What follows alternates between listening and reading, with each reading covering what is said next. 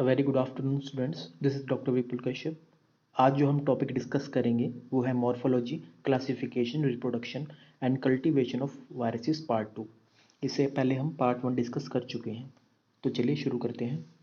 Classification of viruses depending upon secondary characteristic of virus. इससे पहले जो टॉपिक था वो उसमें हम प्राइमरी कैरेक्टरिस्टिक डिस्कस कर चुके थे। ठीक है, इसमें हम करेंगे सेकेंडरी कैरेक्टरिस्टिक। वो कौन सी चीज़ें हैं जो सेकेंडरी कैरेक्टरिस्टिक के बेसिस पे वायरस को क्लासीफाई करती हैं। तो फर्स्ट आता है उसमें होस्ट रेंज। होस्ट रेंज का मतलब होता है स्पेसिफिक होस्ट। ठीक है, उसको एक ऐसा पर्टिकुलर सेल चाहिए जिसमें वो सर्वाइव कर सके या अपनी मेटाबॉलिक एक्टिविटी दिखा सके। ठीक है, तो उसमें बात करते हैं सबसे पहला bacterial viruses. These are those which are derived from host bacteria, for example bacteriophage। तो ये वायरसेस कहाँ से डिराइव करे जाएंगे? होस्ट से, खुद से ही। ठीक है, होस्ट के अंदर होंगे ये और वहाँ से इनको डिराइव कर सकते हैं। इसका एग्जांपल है bacteriophage. Bacteriophage are the viruses which kills the bacteria. उसके बाद आते हैं plant viruses. This are derived from host plant. ठीक है, तो ये कहाँ से डिराइव होंगे? होस्ट प्लांट से। और इसका एग्जांपल है टीएमवी, टबैको मोजाइक वायरस। ठीक है, टीएमवी कहाँ से डिराइव होगा? प्लांट से, अपने होस्ट से। उसके बाद आता है animal viruses. They are derived from animal and human beings. Okay, उसके बाद है स्पेसिफिक सरफेस स्ट्रक्चर। अब क्लासिफिकेशन पहले थी आपके होस्ट रेंज पे डिपेंड। ठीक है, अब दूसरी जो क्लासिफिकेशन डिस्क्राइब करेंगे on the basis of specific surface structure. ठीक है, वो है एंटीजेनिक प्रॉपर्टीज़। ठीक है, मान लीजिए अगर हम कोरोना वायरस की बात करें तो उसके सरफेस पे एंटीजेंस आपको सबको पता है, प्रोटीन मॉलिक्यूल्स हैं। ठीक है, तो उनमें कोई ना कोई वेरिएशन होगी। ठीक है, उनके सरफेस पे एंटीजन के स्ट्रक्चर्स पे कोई ना कोई वेरिएशन होगी जिनके कारण वो अलग अलग होंगे, डिफरेंट डिफरेंट वायरस होंगे। उसके बाद जो थर्ड क्लासिफिकेशन जो फीचर्स है वो है मोड ऑफ ट्रांसमिशन। अभी किसके थ्रू फैलते हैं ये भी मैटर करता है। कहीं फिशिस के थ्रू फैलते हैं, कहीं वाटर के थ्रू फैलेंगे। ठीक है, तो अलग अलग मोड हो गया इनका ट्रांसमिशन का। अगर बात करें न्यूट्रिशनल रिक्वायरमेंट ऑफ वायरस की, तो न्यूट्रिशनल रिक्वायरमेंट वायरस की क्या है? The medium used in the preparation of viral pool is of following composition: enzymatic lactalbumin, hydrolysate 0.25%, yeastolate 0.05%, calf serum 5%, Eagle basal serum 94.7%। तो एक तरीके की स्पेसिफिक कंपोजिशन है किसकी? वायरस का। अगर आप कोई मीडिया प्रिपेयर करेंगे। ठीक है, अदर एसेंशियल कंपोनेंट्स कौन कौन सी हुई इसमें? Glucose, glycerols, lipids, nucleic acid precursors, vitamins and amino acids. तो ये सारे अदर अदर प्रिकर्सर हैं जो चाहिए होता है आपके मीडिया को। ठीक है, उसके बाद बात करते हैं कल्टीवेशन ऑफ वायरसेस की। Viruses are obligate intracellular parasites which cannot be grown on inanimate culture media. Three methods for Three methods are used for classification of the viruses। तो आप सबको पता है वायरस की डेफिनेशन क्या है? Obligate intracellular parasite, okay, which can not be grown on inanimate culture media. ठीक है, तो नॉन लिविंग कल्चर मीडिया पे ये नहीं उग पाएंगे। इनको क्या चाहिए? लिविंग कंपोनेंट चाहिए। तो इसमें कौन कौन से हैं आपके? लेबोरेटरी एनिमल्स, एम्ब्रियोनेटेड एग्स और टिश्यू कल्चर। ठीक है, तो तीन तरीके हैं ये, इनमें हम कल्टीवेशन ऑफ वायरस कर सकते हैं। तो पहला शुरू करते हैं, फर्स्ट आपका लेबोरेटरी एनिमल्स।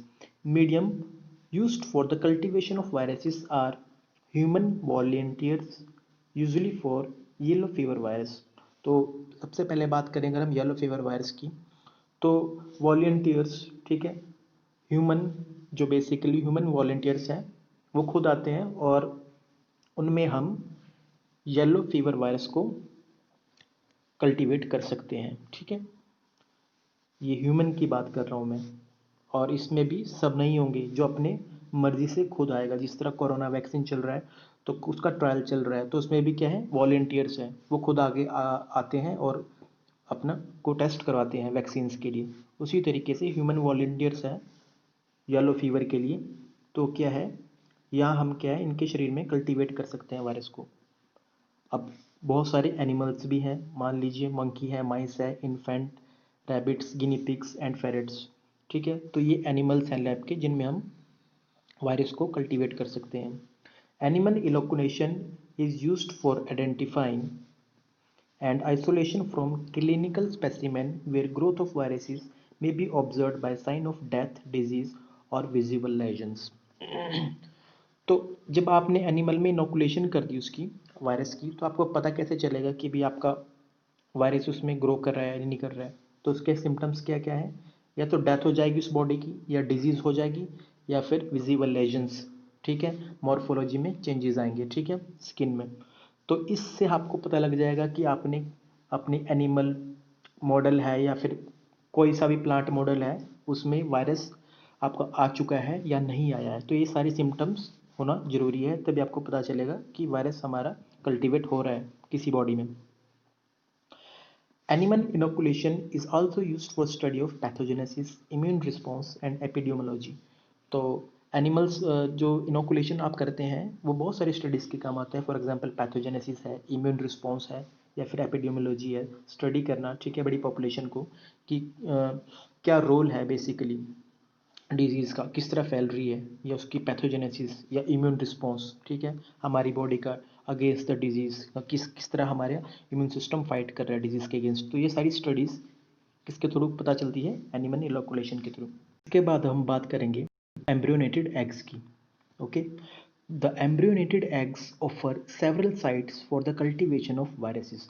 तो एम्ब्रियोनेटेड एग्स होते हैं, वो भी क्या है? Site of cultivation of viruses. तो हम एग के अंदर देखिए, हम क्या कर सकते हैं, आपका वायरस है, एग को रप्चर किया, इसमें होल किया, और अपने वायरस का जो इनोकुलेशन है, इसमें इनोकुलेशन ऑफ कल्चर है जो आप इसमें डाल सकते हैं, और इसके अंदर क्या है, आपका वायरस कल्टीवेट कर सकता है, ठीक है। A hole is drilled in the shell of embryonated egg. देखिए होल यहाँ पे ड्रिल किया, और उसके अंदर हम वायरल सस्पेंशन इजेक्ट कर सकते हैं, ठीक है। Viral growth in embryonated egg is indicated by cell damage, lesion, death of embryo। तो हमको पता कैसे चलेगा कि इसमें ग्रोथ हो रही है?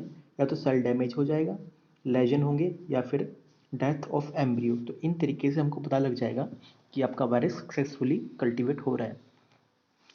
This method is widely used for viral preparation and growth for some viral vaccines. तो किसके लिए होता है ये यूज मेथड? वायरल प्रिपरेशंस के लिए और सम ऑफ वायरल वैक्सीन्स। तो वायरल जितनी भी वैक्सीन्स बनती हैं इन्हीं मैक्सिमम तरीकों से बनती है, ठीक है।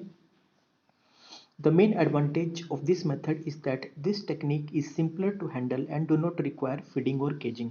तो सबसे अच्छी बात क्या है इस मेथड की, कि इसको हम इजिली एक तो यूज़ कर सकते हैं, और इसमें किसी भी प्रकार की फीडिंग नहीं है, ना केजिंग है।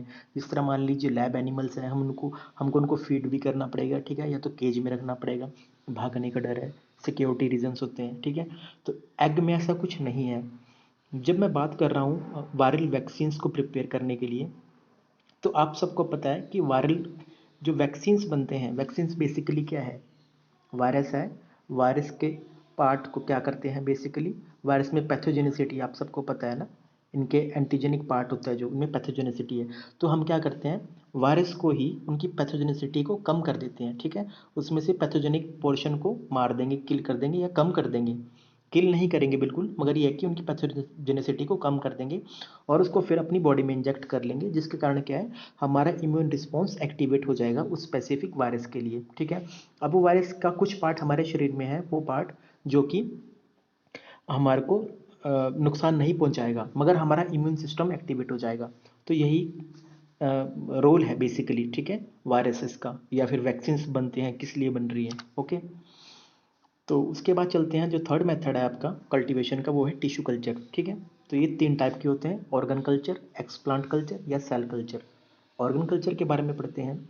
Organ culture are very useful for isolation of some viruses which appear to be highly specialised parasite of certain organ. तो ऑर्गन कल्चर हम बेसिकली किसके लिए यूज़ कर रहे हैं? उन स्पेशलाइज्ड पैरासाइट्स के लिए, ठीक है, isolation of some viruses which are appear to be highly specialised parasite on certain organ, ठीक है, जो कि स्पेसिफिक है, ठीक है, तो उनके लिए करते हैं। तो एग्जाम्पल कौन सा है? मान लीजिए tracheal ring organ culture is used for isolation of corona virus, ठीक है। तो ये कल्चर हम यूज़ करते हैं tracheal ring organ for isolation of corona culture के लिए। उसके बाद बात करेंगे एक्सप्लांट कल्चर की। Means tissue of plants embedded in plasma clots, this is not very useful in virology.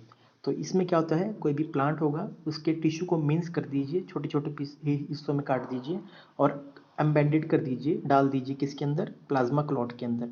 तो आपका एक तरीके का वायरस कल्टीवेट हो जाएगा। मगर ये जो आपका मेथड है ये आमतौर पे यूज़ नहीं होता वायरोलॉजी में। उसके बाद बात करते हैं सेल कल्चर की। Cell culture in this very popular and useful technique, ये सबसे ज़्यादा पॉपुलर टेक्निक है और यूजफुल टेक्निक है, routinely used for the cultivation of viruses. Okay, this tissues are dissociated into component cells, the action of proteolytic enzyme. तो आप सबको पता है, सेल से मिलके बनता है टिश्यू। तो हम इसमें क्या करेंगे, सबसे पहले टिश्यू को तोड़ देंगे, ठीक है। टिश्यू को तोड़ने के बाद क्या करेंगे, डिसोसिएट करने के बाद क्या करेंगे, सेल अलग अलग हो जाएंगे उसमें। ओके, सेल डिसइंटीग्रेट हो गई। अब क्या हुआ, by action of proteolytic enzymes, हमारे पास मान लीजिए कोई टिश्यू था, टिश्यू में हमने प्रोटियोलिटिक एंजाइम डाले जिसके कारण क्या हो गया, सेल अलग अलग सेपरेट हो गए, ठीक है। या फिर हमने मैकेनिकल चेकिंग कर ली। Okay, the cells are washed, counted and suspended in a growth medium and distributed in petri plates, test tubes और बॉटल्स। उसके बाद क्या करेंगे, उन सेल्स को वॉश करेंगे, काउंट करेंगे और सस्पेंड कर देंगे किसमें, ग्रोथ मीडियम में, and distributed in petri plates, test tube या बॉटल्स, ठीक है। हमारे पास क्या था, टिश्यू। टिश्यू को हमने क्या किया, एंजाइम ट्रीटमेंट दी, सेल्स में कन्वर्ट हो गया। सेल्स में कन्वर्ट होने के बाद हम इसको वॉशिंग देंगे, वॉशिंग करने के बाद हम उस सेल्स को काउंट करेंगे, उसके बाद ग्रोथ मीडियम में डाल देंगे, ठीक है, या फिर पेट्री प्लेट्स में डाल देंगे, टेस्ट ट्यूब में या बॉटल्स में स्पेसिफाइड जो बनी होती है कल्टीवेशन के लिए वायरस, ठीक है। The cell adheres to the glass surface. The cell adhere to the glass surface and grow to form monolayer sheet. अब क्या होगा आपका, जो आपके सेल्स होंगे ग्लास के ऊपर अडेयर हो जाएंगे और एक तरीके की शीट बना देंगे, ठीक है। और इसी तरीके से सेल कल्चर बन जाएगा आपका। Depending upon their origin and characteristics, cell cultures are classified into three type. अब सेल कल्चर भी थ्री टाइप से क्लासीफाई किया गया है, primary cell culture, diploid cell strain and continuous cell line. तो चलिए प्राइमरी सेल कल्चर के बारे में पढ़ते हैं। These are normally cell freshly taken from body and cultured, ठीक है। तो ये क्या है, ये आपके नॉर्मली सेल्स हैं, फ्रेशली टेकन फ्रॉम बॉडी, किसी बॉडी से लेके एक सेल है, ठीक है, फ्रेशली टेकन है और उसको कल्चर किया जाता है। They are capable of only limited growth in a culture and cannot maintained in serial culture। तो ये क्या है, वन टाइम यूज़ कर सकते हैं आप इसका, बार बार नहीं इसको आप सीरियली कल्चर कर सकते। एक बार सेल लिया, उसमें आपने कोई वायरस डाला, बस वो ग्रो कर गया, सिर्फ इतना ही काम होगा इसका, ठीक है। उसको बार बार हम रिवाइव नहीं कर सकते। रिवाइव मतलब इसी कल्चर को दोबारा से डाइल्यूट कर लो, सीरियल डाइल्यूट कर लो और दोबारा यूज़ कर सकते हैं, ये नहीं कर सकते हम इसमें। सीरियल डाइल्यूशन नहीं कर सकते, मतलब बार बार हम इसको, इस सेल कल्चर को यूज़ नहीं कर सकते। They are useful for isolation of cultivation of viruses for vaccine production. तो खास कर ये वैक्सीन प्रोडक्शन के लिए किया जाता है। एग्जाम्पल रेहेसिस मंकी किडनी कल्चर, ठीक है, इसका यूज़ करते हैं वैक्सीन प्रोडक्शन के लिए। उसके बाद आता है डिप्लॉयड सेल कल्चर्स। तो diploid cell cultures they are derived from primary cell culture. सबसे पहली बात है, ये कहाँ से डिराइव किए गए, प्राइमरी सेल कल्चर, इनसे, ठीक है, freshly taken from body cell. They are derived from primary cell culture and established from a particular type of tissue such as lung and kidney। मगर इसमें क्या खासियत है, ये specifically particular type of tissue से लिए जाते हैं, हर कहीं से नहीं सेल उठा सकते आप, ठीक है। फॉर एग्जांपल लंग हो गया या किडनी हो गया, which are embryonic in nature, ठीक है, जिनका ओरिजिन क्या है, एम्ब्रियोनिक है, जो एम्ब्रियो से निकल के या डिफ्रेंशिएट होके बने गए हैं, ठीक है। तो वो नेचर होना चाहिए। दूसरी बात, the primary cell cultures is transfer to nutritive media. अब क्या किया आपने, प्राइमरी सेल कल्चर लिया था, ठीक है, ये वाला फ्रेशली जो सेल कल्चर है, मगर कहाँ से, स्पेसिफिकली लंग या किडनी से, जो कि एम्ब्रियोनिक ओरिजिन होना चाहिए, वो आपने लिया। उसको क्या करेंगे आप, किसी मीडिया में डाल लेंगे, ठीक है, न्यूट्रिटिव मीडिया में डाल लेंगे। ओके, उसको उठा के क्या करेंगे, transfer to nutritive medium of cell culture and process known as subculturing, ठीक है। तो इसको सब कल्चरिंग कहते हैं। प्राइमरी सेल कल्चर को उठा के दोबारा से फ्रेश मीडिया में डालना, रिवाइव करना, उसको दोबारा से इसकी ग्रोथ देना, ठीक है। और ये सब कल्चरिंग आप जो कर सकते हैं कम से कम 50 जनरेशन तक आप इसको कर सकते हैं, ठीक है। Of primary culture is known as secondary culture, secondary cell. तो सेकेंडरी सेल किसको बोलेंगे? आपको प्राइमरी कल्चर ये समझ आ गया ना, ये जो हमने शुरू में फ्रेश सेल था डिराइव्ड फ्रॉम या तो लंग या kidney in case of diploid cell culture. तो उसको उठा के हम क्या करेंगे, एक मीडिया में डालेंगे, डाल दिया हमने इसको फ्रेश मीडिया में। अब जो हमारे पास सेल आएंगे ग्रो करके उनको क्या बोलेंगे हम? Secondary cells. ये आपके हुए secondary cells, okay. They are useful for isolation of fastidious pathogens. तो इनकी क्या इस्तेमाल होता है, किस लिए इस्तेमाल होता है? फास्टिडियस ऑर्गेनिज्म को आइसोलेट करने के लिए। फास्टिडियस पैथोजेंस कौन से हुए? जिनकी कोई स्पेसिफिक रिक्वायरमेंट रहती है किसी चीज़ की, ठीक है। Cell culture derived from human embryo is used for production of rabies vaccine. दो सेल कल्चर डिराइव करे गए ह्यूमन एम्ब्रियो से, वो किसके लिए यूज होते हैं? रेबीज वैक्सीन के लिए। Subculturing cells up to 100 generations can be made. तो रेबीज वैक्सीन की अगर बात करें, ठीक है, तो इनका सब कल्चर्स हम 100 जनरेशन तक कर सकते हैं, ठीक है। They are used for culturing those viruses which requires a human host. Specifically अगर बात करें डिप्लॉयड सेल कल्चर की, they are used for culturing those viruses which require a human host. तो खास कर क्या है, जिनको ह्यूमन होस्ट की ज़रूरत है, जिन वायरसेस को, ठीक है, तो उनको कल्टीवेट करने के लिए हम ये मेथड यूज़ करते हैं, डिप्लॉयड सेल कल्चर। उसके बाद बात करें कंटिन्यूस सेल कल्चर के बारे में, ठीक है। तो क्या है ये? They are single type of cells mainly derived from cancer cells. इसकी खासियत क्या है कंटिन्यूस सेल कल्चर की? ये कहाँ से है? कैंसर सेल्स से यूज़ करते हैं, ठीक है। कहाँ से डिराइव करे गए हैं हमने continuous cell culture? Cancer cell. इससे पहले जो थे आपके जो कल्चर, वो कहाँ से डिराइव करे थे? Primary cell culture. वो आपका कोई भी नॉर्मली सेल होगा आपके बॉडी का, ठीक है, फ्रेशली वहाँ से उठा के उसमें कल्चरिंग करते हैं। मगर अब जब बात करें आपकी कंटिन्यूस सेल कल्चर की, तो ये कैंसरस सेल होते हैं, ठीक है। क्यों करते हैं हम ये कैंसरस सेल? क्योंकि ये क्या है? नॉन स्टॉप कंटिन्यूस मल्टीप्लाई करते रहते, ठीक है। आपने कैंसर सेल की प्रॉपर्टी पढ़ना, कैंसर जब भी होता है बॉडी में वो क्या करता है? कंटिन्यूस और अनकंट्रोल्ड डिवीजन करता रहता है, ठीक है। तो हमको वायरस को उगाने के लिए सबसे बेहतर तरीका तो यही मिलेगा कि हमको ऐसे सेल चाहिए जो कंटिन्यूस लगातार डिवाइड करते रहेंगे, ठीक है। तो कौन से हुए वो? Cancer cell. तो वायरस को उगाने के लिए ये है cancer cells continuous cell culture में। They also can be grown in successive generation by transforming them from one test tube to another test tube without change in characteristic of cell। तो हम क्या है, इसको वन टेस्ट ट्यूब से दूसरी test tube में भी यूज़ कर सकते हैं। मान लीजिए एक जनरेशन इसकी ये थी, सेकंड जनरेशन जो है हम आपकी इसको इसमें ट्रांसफ़र कर सकते हैं, ठीक है। तो they have potential for unlimited growth and multiplication. मैंने आपको बताया था जिस तरह कैंसर सेल्स होते हैं, इनमें पोटेंशियल होता है अनलिमिटेड ग्रोथ और मल्टीप्लिकेशन में, ठीक है। और हम इनको एक जनरेशन से दूसरी जनरेशन में ट्रांसफ़र भी कर सकते हैं। मान लीजिए एक जनरेशन इसकी यहाँ पड़ी हुई थी, इसको उठा के हम यहाँ पे ट्रांसफ़र कर सकते हैं without any change in characters. इसके मान लीजिए ए ट्यूब में एक सेम करेक्टर रहेंगे तो बी ट्यूब में भी सेम करेक्टर रहेंगे। एग्जाम्पल क्या है इसके जो है? वो है हेला HELA, ह्यूमन कार्सिनोमा और cervix cell lines, back 21, baby hamster kidney cell line, human carcinoma of nasopharynx line KB, and human epithelioma and larynx cell line HEP2. They are not used in the preparation of vaccines as it is unsafe for human। इससे पहले हम जितने भी method से क्या कर रहे थे, वैक्सीन की प्रिपरेशन कर रहे थे, मगर हम इनसे नहीं कर सकते वैक्सीन की प्रिपरेशन, क्योंकि आपको पता है इनमें हम क्या यूज़ कर रहे हैं? Cancerous cell. तो हमारे लिए ये खतरनाक हो सकती है।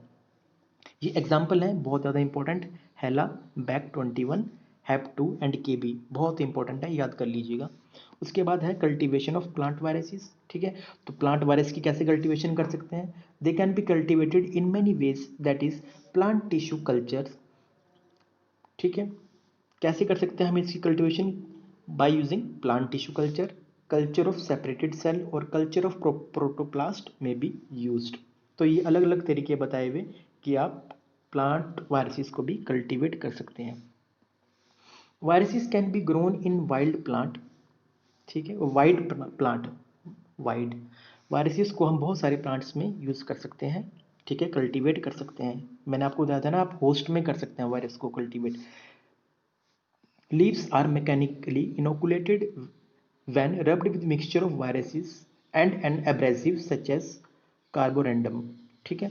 तो मतलब क्या है, मान लीजिए कोई आपका लीफ है, आपने इसमें वायरस इनोकुलेट करना है, आप कैसे करेंगे, आपने कल्टीवेशन करनी है मान लीजिए वायरस की किसी प्लांट में, मान लीजिए कोई इसका लीफ है और आपके पास क्या है, वायरस का मिक्सचर पड़ा है, तो आप क्या करेंगे, उसको रब कर देंगे लीफ पे, ठीक है। लीफ पे रब करने पे ही आपका वायरस इनोकुलेशन हो गई, ठीक है। या फिर क्या है, आप एब्रेसिव यूज़ कर सकते हैं। एब्रेसिव किसे बोलते हैं, जो बेसिकली रब हो जाएं, ठीक है, पाउडर फॉर्म में है, बेसिकली एब्रेसिव होते हैं, जिसको रब करने से आपका, मान लीजिए abrasive in the form of Carborundum है, ठीक है, कार्बोरेंडम भी एक सब्सटेंस है, ठीक है, सिलिका है एक तरीके का। आप इसमें अपना वायरस डालिए और इसको फिर उसको लीफ पे रब कर दीजिए किसी प्लांट के, तो उसमें क्या है, वायरस चला जाएगा और इनोकुलेशन हो जाएगी और आपका वायरस कल्टीवेट होएगा, ये एक तरीका है। उसके बाद आता है कल्टीवेशन ऑफ बैक्टीरियोफाज, ठीक है, अभी हमने प्लांट वायरसेस करे थे, अब क्या है, अब बैक्टीरियल वायरस करेंगे, ठीक है। बैक्टीरियोफाज आप सबको पता है कि बैक्टीरियोफाज वो वायरस है जो बैक्टीरिया को किल करता है। अब इनकी कल्टीवेशन कैसे करेंगे, they are cultivated either in broth और अगार कल्चर, ठीक है, इनको आप ब्रोथ पे कर सकते हैं या फिर अगार कल्चर पे कर सकते हैं grow. Agar cultures are prepared by mixing the bacteriophage sample with cool liquid agar and a suitable bacterial culture। तो आप क्या करेंगे, बैक्टीरियोफाज को ग्रो करने के लिए आपके पास अगार कल्चर होगा, ठीक है। आपका जो बैक्टीरियोफाज सैंपल है उसको आप मिक्स करेंगे अगार के साथ, उसको थोड़ा सा कूल करेंगे, ठीक है, और किसी पेट्री प्लेट पे डाल देंगे।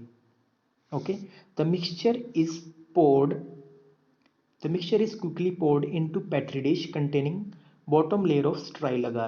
तो सबसे पहले क्या करा आपने, आपके पास अगार, सॉरी पेट्री प्लेट थी, पेट्री प्लेट पे आपने पहले से ही स्ट्राइल अगार डाला हुआ था पहले से ही।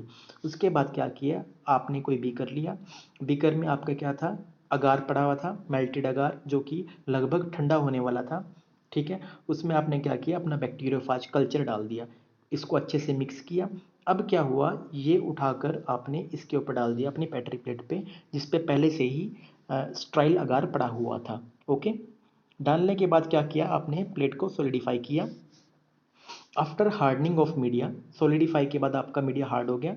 अब bacterium in top layer of agar reproduce to form an opaque layer और लॉन। उसके बाद क्या हुआ, जब आपने डाल दिया, आपने क्या देखा कि आपका अगार मीडिया था, उसके ऊपर ओपेक, ठीक है, ग्रोथ आ गई ओपेक, ठीक है, और लॉन, लॉन हुआ बहुत सारी, ये देखिए कॉलोनीज टाइप बन गई, भीड़ जिसको बोलेंगे, ठीक है, कॉलोनीज कॉलोनीज बन गई। तो ये क्या है, ये बेसिकली आपकी बैक्टीरिया की कॉलोनीज हैं, ठीक है, ये जो बन रही है बैक्टीरियल लॉन है, ये देखिए यहाँ पे बैक्टीरियल लॉन है ये बहुत सारा, तो यहाँ पे आपको ऑब्जर्व कर सकते हैं। whenever a virus Whenever a virus come to rest in top of agar, the virus infect in a bacterial cell and reproduce। अब देखिए, आपको पता है कि आपके सैंपल में क्या था, बैक्टीरियोफाज था, और ये आपका अगार मीडिया है, ठीक है। अब क्या होगा, आपके सैंपल में एक तो बैक्टीरियोफाज है, ठीक है, और आपके बैक्टीरिया हैं और अगार मीडिया है। अब आपके सिंपल सबसे पहले मीडिया में, अगार मीडिया में क्या है, बैक्टीरिया उगेंगे जो सबसे ऊपर है, ठीक है, ये देखिए बैक्टीरियल लॉन जो बन रहा है ये उगेंगे। उसके बाद क्या हुआ, जो आपका बैक्टीरियोफाज भी तो इसी में ही था, वो नीचे सेटल था, ठीक है। जैसे ही जब बैक्टीरियोफाज को लगेगा कि मुझे अब इन्फेक्ट करना है बैक्टीरिया को, क्योंकि बैक्टीरियोफाज का काम क्या होता है, बैक्टीरिया को मारना, जैसे ही वो ये डिसाइड करेगा कि मुझे बैक्टीरिया को इन्फेक्ट करना है, वो सरफेस पे आएगा और वहाँ पे प्लाक्स बना देगा। प्लाक्स का मतलब होता है जोन ऑफ इनहिबिशन टाइप, छोटी छोटी ट्रांसपेरेंट, ठीक है। इसका मतलब क्या हुआ कि जो वायरस है आपका सैंपल में, वो अब बैक्टीरिया को मारना शुरू कर देगा, और इसी तरीके से क्या है, कल्टीवेशन हो जाएगी बैक्टीरियोफाज की, क्योंकि क्या है, बैक्टीरियोफाज को तो एक लिविंग होस्ट चाहिए, ठीक है, बैक्टीरियोफाज को कोई लिविंग होस्ट चाहिए, वो लिविंग होस्ट कौन है, बैक्टीरियल सेल, ठीक है। उसी तरीके से प्लाक्स बन जाएंगे और आप इन प्लाक्स को ऑब्जर्व करके पता लगा सकते हैं कि हाँ ये प्लाक्स बन चुके हैं, मतलब कि अब जो बैक्टीरियोफाज है वो बैक्टीरिया में आ चुका है, वो उसको मार रहा है। ठीक है, तो इस तरीके से आप मतलब कि अपने आइस कल्टीवेट कर सकते हैं बैक्टीरियोफाज को। थैंक यू, यही था आज का टॉपिक। होप